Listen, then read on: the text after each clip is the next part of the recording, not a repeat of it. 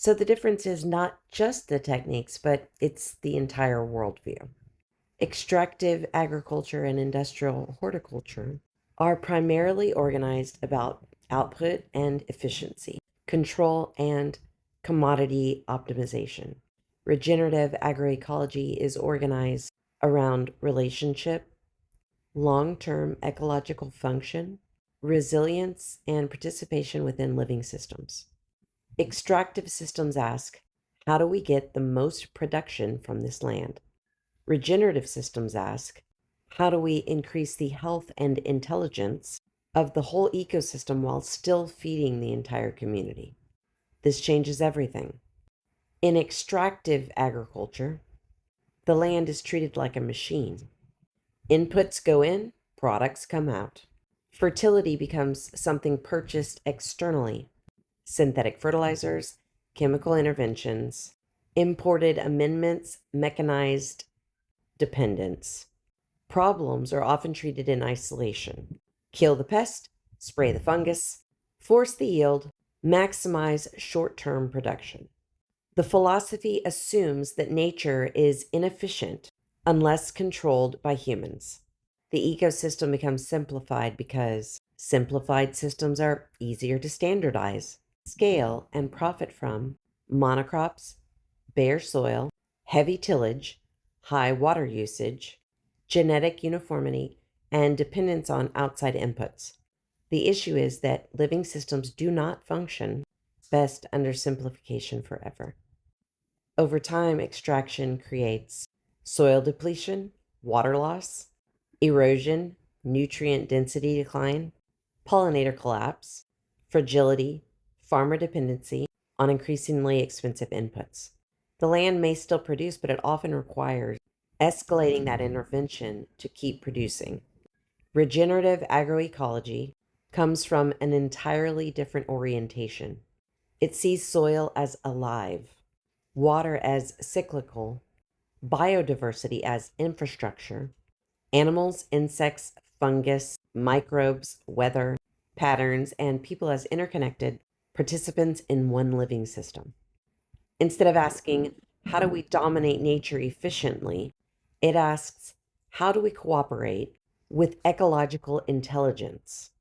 That shifts the practices toward cover cropping, mulching, composting, biodiversity, perennials, pollinator support, water retention, reduced disturbance, stacked systems, seasonality, local adaptation, because the goal is not merely yield, the goal is increasing soil organic matter, microbial life, water infiltration, ecosystem stability, nutrient density, resiliency to droughts, floods, pests, and even economic instability. A regenerative farm may still produce abundantly, but ideally, the ecosystem becomes healthier while doing so. So that's the philosophical split.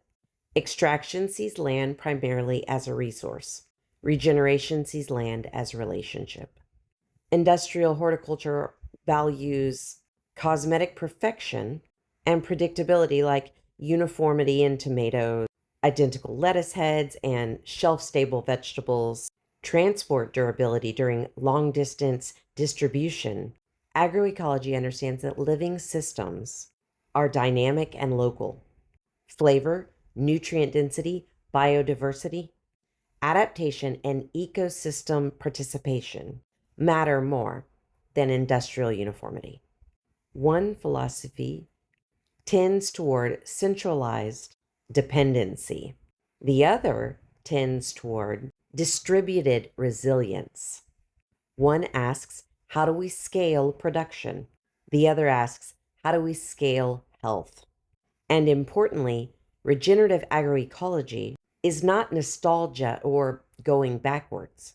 Great regenerative systems often integrate modern ecological science, hydrology, soil microbiology, climate adaptation, of course, traditional ecological knowledge and appropriate technology, local economics, and community resilience. At its best, it's sophisticated systems thinking.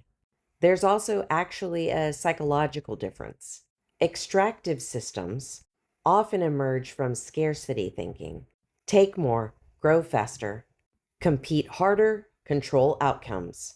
Regenerative systems tend to emerge from pattern recognition because healthy systems create abundance through relationship and cyclical closed loop renewal systems of energy. One mines and extracts fertility while the other builds fertility. One consumes ecosystems and everything around it, the other participates in integrated, webbed ecosystems. And that distinction has become increasingly important as water instability and soil degradation, economic fragility, climate pressures have intensified across the modern world and modern day agriculture.